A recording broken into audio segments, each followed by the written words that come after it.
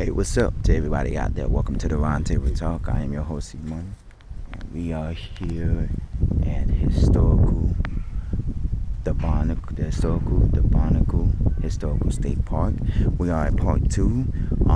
In part one, we visited. We came from the entrance of the park. We talked about the boathouse. We've talked about everything. We are now here at the supposedly whale that they supposedly did. We're gonna go back to the picture because we didn't finish the last part of the picture, which was when Porter tried to claim the grant for himself. Mrs. Beasley contested in court and won. The post office closed after Porter vacated, and the name Coconut Grove was forgotten along with the well and the grove until Monroe discovered all three a decade later. He wrote about their possible connection in his book, The Commodore Story.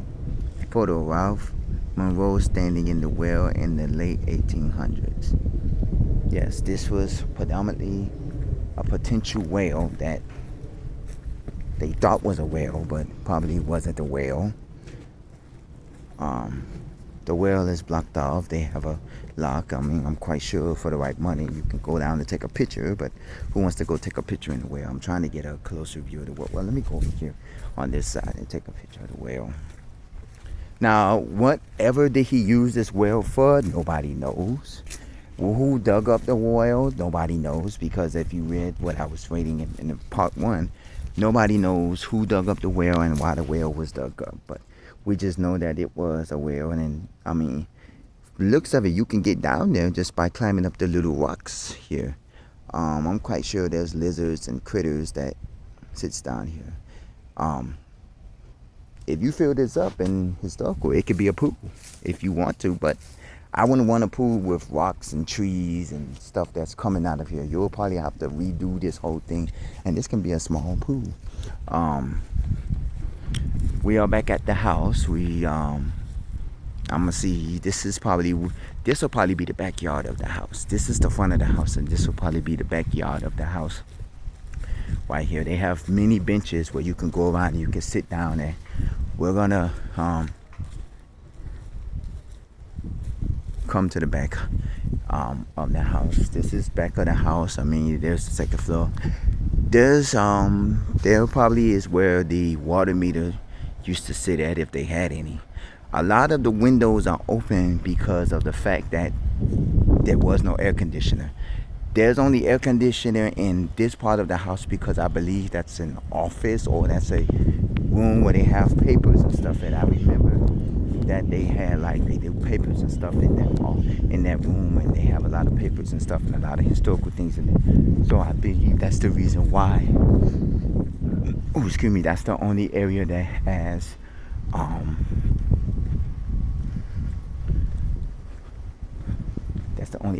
an air conditioner, because of the papers and everything. Let's go ahead and learn about life in the 90s. Here is a picture of the second floor, and here is a picture of the living room. This house is a museum containing many of the Monroe family's original furnishings and personal objects. Entry is guided tour only to protect these fragile items. Okay, historical tour is $3 for ages 13 and older, $1 ages 6 to 12, free ages 5 and under. Historical tours. Please purchase tour tickets in park office behind the house. Tour limited 10 people, first come, first serve. First floor ADA accessible. Photographic tours of second floor available. Tours take about 45 minutes. No pets, food, or drink permitted inside. Photography without flash is allowed, so you can take photography. And they do have pamphlets. Oh, those are not different pamphlets. This is the ADA accessible. This is the house. Like I say, the windows are open only because, and that's the entrance of it, only because this house does not have any AC or air conditioning. I guess to preserve everything. House with a funny name. The Barnacle is the oldest house in Miami-Dade County, still standing in its original location.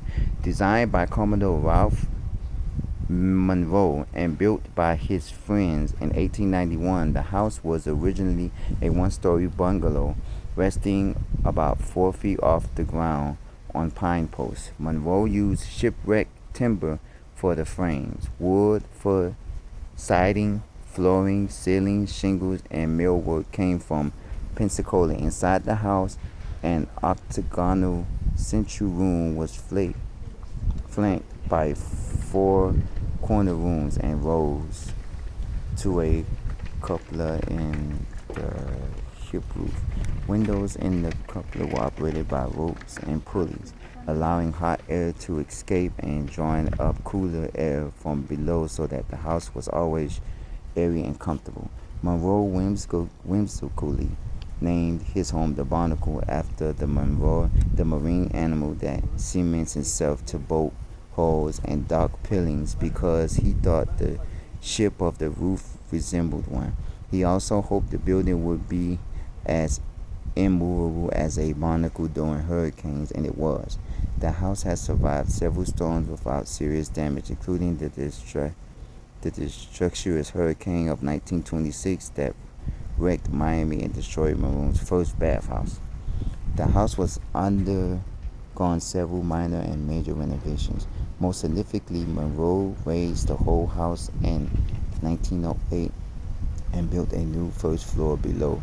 The library wing and distinctive orange Luigi roof tiles were added in 1913. The house reached its present appearance after a major remodel in 1928 that included enclosing side porches, enlarging and modernizing the kitchen, and reinforcing exterior walls with unpainted stucco. The patio you are standing on was also added at the time and was made of broken tiles salvaged from the Royal Palm Hotel. It was built with compressed rose embedded in the center and a notch at the front accommodate a sundial Monroe placed on the lawn years prior. There was actually a sundial here. I don't know where. Actually, that might have been it right there, but I know there was a sundial, if I'm not mistaken. Yeah, this tiles basically was from the Royal Palm Hotel. I really don't know where the sundial is at. That might have been it right there. I think I've seen it prior. Yes, remember this was actually one story thing. You can't go out here because right there is the actual room of Ralph Monroe, and it leads to the second floor balcony. But as you can see, you can come if you come out here, take a tour. Just take a tour. It's nothing. Somebody's bike is here with the baby. They'll take. It's nice. I don't. You come out here. It's only $3. $1 if you're a kid. I may take a tour sometime sooner or later. I missed the tour because when I got here, they was already doing the tour. So this is one of the rooms. That's the kitchen. That's one of the bedrooms. You don't get to go inside the bedrooms. They have it roped off, but you do get to go upstairs. And upstairs is only accessible by walking up there. So if you are ADA wheelchair accessible, you can only visit the first floor. They do give you a guide. They do give you a introductory before you go inside. Meaning you sit on the porch and you get an introductory to it. This is the back part of the house, the back part where you see the back part. So this had to be the backyard. Now, since they say that there was no roads here, they was only accessible here by boat. So this, I guess, house was only accessible by boat. Remember, a lot of these areas, including Virginia Key Beach and Key Biscayne, was only accessible by boat. Remember Virginia Key Beach when we visited a while back? It's on Key Biscayne. They now have the Rickenbacker Causeway, which was built back in the early 1900s, where they built the boat. I mean, they built the causeway to for vehicle travel and also pedestrian travel. And so with that in mind, this also, because Coconut Grove, it's not accessible by, it's not like Key Biscayne. It's actually actual land. But I'm guessing because of the surrounding areas, there wasn't many streets that got into Coconut Grove. Coconut Grove has more historical sites. Recently, I did a tour of the Black History Tour, and I learned a little bit more about Coconut Grove than I would normally would, because the only thing I know about Coconut Grove is a lot of historical sites, like here, the Barnacle House. You have the library, which was the women's club at one point, and his wife was buried next to the library. If you would take a look at the previous video, his wife was buried next to the library. And they have a lot of cool historicals. And then I learned that there was a lot of historical houses here. There were Bahamian houses that was here, and one of the first churches in South Florida, in Miami, his house here in Coconut Grove. So there's a lot of history in Coconut Grove. If you want to Wikipedia Coconut Grove, if you want to look up the history of Coconut Grove, go do, by all means. I do my history work, and I do all that as well. This is one of the three, like I said, this is one of the 3 state parks in South Florida. This is the last one that we actually did. The first one we did, I believe, was the historical Oleta River State Park. And then we did one of the Bill Bags. I don't know which one we did first. And then this is one of the last ones. And I was going to do an episode of this when I did visit Coconut Grove the last time when I did a video. But since the park was closed, this state park was closed, I couldn't actually do a video. So I said I'm gonna have to come back. And then and due to it being years passing by, and then COVID came and a lot of the stuff, it became the real when, because I think I did the video during COVID, if I'm not mistaken. But a lot of these restrictions was going around, and then my time schedule, I couldn't really do much. So I said, okay, now I have the opportunity. Let me go and let me do it, because I want to do this, and I want to get my understanding of this park and get it out there and stuff. This is actually a nice park. There isn't a playground. Most state parks, like Bill Bass and Oleta River, they do have playgrounds and areas. This is one of them historical sites where you don't have a vending machine, you don't have a snack shop. You can probably buy some probably memorabilia in the gift shop and stuff like that. Well, I think they have a gift shop, if I'm not mistaken. It's inside the ranger station. This is one of the few parks where I actually see the ranger station, because a lot of the parks, a lot of the state parks that you go to, the ranger station is ducked off somewhere where you can't see it. But since this park is so small, you can actually see the ranger station when you're coming in. And this park, like I told you in the previous show, this park was bigger than this, because of the fact that, remember, this is another apartment building that's being remodeled and restructured. There was more acres than this. This is a 5-acre land. There was over 40 acres when Monroe purchased this. He had over 40 acres. This is about 5 acres, if I'm not mistaken what the thing says. So a lot of this is due to basically the rising population in South Florida and in Coconut Grove. There's a lot of people that's from Coconut Grove. One of my favorite TV chefs is originally from Coconut Grove. If you don't know, look it up. Look up Coconut Grove, and then you're gonna see what his name. This is probably one of the boats that he had. If not one of the boats, it's a replica of one of the boats, because I know in the previous, when I just told you in the other video in part 1, most of his boats have been damaged due to the hurricane in 1926, and also the hurricane and Hurricane Andrew. Remember, this is the boathouse and Hurricane Andrew damaged some of his stuff.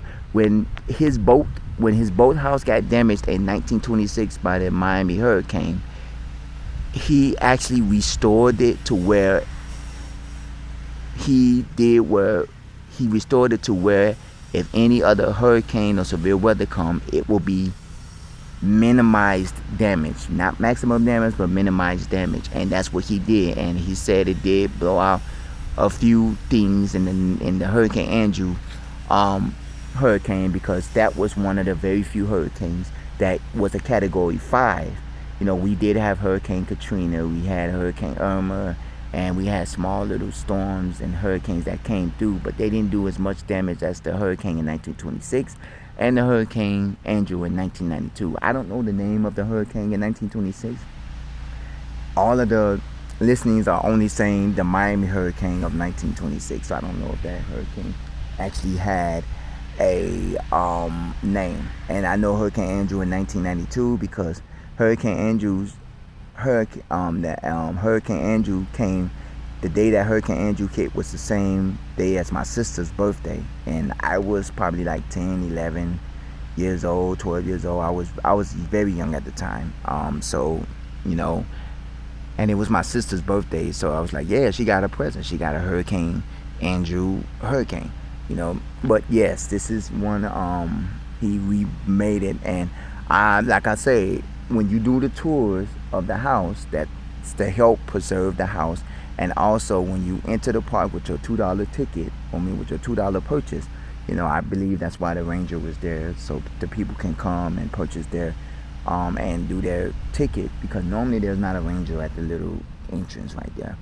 But if the ranger probably is there to make sure that you put your $2 in, because if the ranger's not there, people just walk in and out, and I'm probably sure they don't care. Most of them probably don't care, but I put my $2 because I like to help with historical parks, regardless of whatever. I like to help with historical parks, and I like to make sure that the money that goes into these parks goes to help restore these parks, and goes to help keep these parks going, and even though this park will never close because it's a historical park. Historical parks and historical landmarks are never closing. Remember when I went to Atlanta and they considered the birth home of Dr. Martin Luther King Jr. a historical park, but it's not a state park, it's a national park. Now, I don't know if South Florida have any national historical parks, but I know this is a state historical park owned by the state parks. So we're gonna go back this way because we're gonna start heading back out, because it's gonna take me a minute to go back out. That's the boathouse. Remember, that's the little pavilion that's pavilion number 3. Remember in the previous video it said if that was to ever get damaged, that will be pavilion. They will have to build another pavilion, which will be the 4th pavilion. This is only pavilion 3. So we're gonna walk back. We're gonna take a look at the ranger station that houses here. Like I said, this is the only ranger station that I've ever seen at one of these state parks. Well, technically, I did go to Hughes Taylor in Fort Lauderdale, and I believe they have a ranger station. And I believe the ranger station sits inside of the house, the actual house. So, hello. The kid smiling at me. And now we're going here. Most ranger stations have a ranger car or whatever. They don't. I don't know if the ranger car is here. Yes, this is the ranger station, I believe. I don't know if the ranger station is part of history, because it looks like an old station. So I don't know if it's part of history or not, because it does look like an old house that would be a part of history. So I don't know. They do have the little umbrellas if you want to rent them out. Yes, this is the ranger station. They do have a second floor, so it looks like it could be part of history. It may or may not be part of history, because it looks more adjacent to the house right here. So we're gonna walk back this way. There's a parked car here, so this might be one of the Ranger cars. Like I said, a lot of these trees and a lot of these wildlife has been damaged due to, severe weather, past hurricanes, and all of that as well. Okay, I'm going to give you an understanding. That's where they get to pick up the money from there. Oh yes, restrooms, gift shop, and park office to the left. Historical house, the Mako Pavilion, and the boathouse is to the right. Pay at the gift shop. Welcome to the Barnacle Historical State Park. Entrance fee required. $2 for ages 6 and up. $1 active National Guard or Florida EBT card holder, which is food stamps. Free for ages 5 and under. Pay at gift shop or place payment in blue envelope. Use one blue envelope per person. Tear off stub and retain. Oh, I forgot to tear off the stub. My bad. I didn't tear off the stub. Place envelope in yellow honor pay station slot, which is this. I didn't tear off the stub. Fee is for entry to grounds. Entry into historical house is by guided tour only. Please visit gift shop for tour times and to purchase tickets. Additional tour fees apply. Oh, let's go look at the restrooms. The restroom is separate from the house. I don't know if the water is cold. We're gonna check it out. I'm not really thirsty, but we're gonna check it out. This is the men's. This is the women's. It actually looks as if this restroom. Let's check it out. Let's check out the water.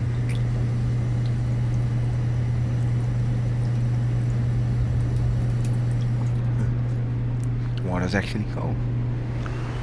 It smells like paint. So it smells like it's been painted. I'm sorry. I don't want to be too much into the bathroom because I don't want people to see in the bathroom. Let's take a pause right quick. Okay, I'm back. I had to take a pause because I did have to use the restroom, so I had to come out this way. This is the restroom sign right there, but the restrooms are here. You come this way.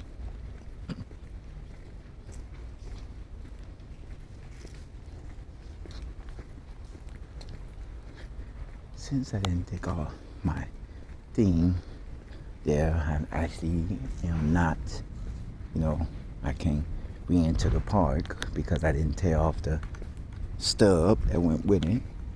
But we're basically done with everything. This is Coconut Grove's first drugstore. Oh wow.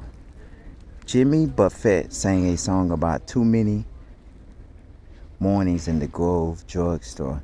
But long before then, the hammock served as Coconut Grove's pharmacy. Many modern drugs came from plants first noted to have medicine value by folk healers.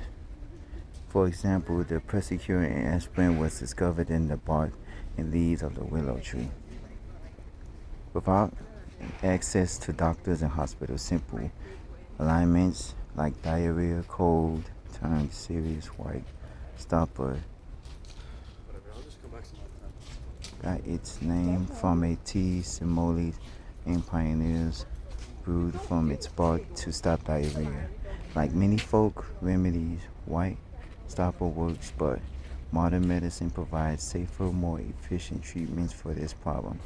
Now people can go to the pharmacy instead of the woods for help. To use Malay skunks no longer live in the hammock, but the white stopper sometimes gives off a skunky odor. Okay, and what that is telling you is that a lot of people used to go to the woods and trees for their medicine because they didn't have access to to doctors and drugstores.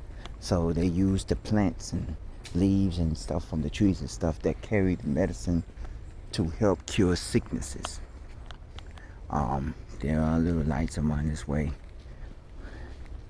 Killer in the canopy. People need not fear the strangler fig, but if you are another tree, watch out. The strangler fig, Ficus aurora, goes high up in the branches of a host tree after a passing bird leaves behind seeds it has eaten. The strangler fig's branches grow upward, spreading out over the host crow and shading it from sunlight. Its vine-like aerial roots grow downward, wrapping around the host trunk. When aerial roots reach the ground, they thicken and squeeze slowly, killing the host. At first, the strangler fig needs the host for structural support, but the strangler fig will be able to support itself with multiple intertwining trunks. By the time the host dies and roots away, as it decomposes, the host fertilizes the rocky soil for the strangler fig. It may sound harsh, but it's how the strangler fig survives in the hammock where competition for limited space, sunlight, and nutrients is fierce.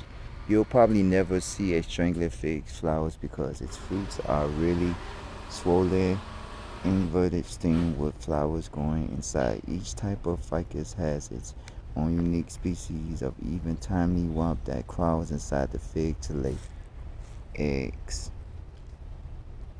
polluting the flowers in the process. Neither the ficus nor the wasp can reproduce without the other's help. Birds and other wildlife love to eat figs, and so do people. Pioneers use strangler figs to make hasty jam and jellies. And this is one of the stranglers. Era of the bay, and a lot of them. We're almost near our ending of our part 2.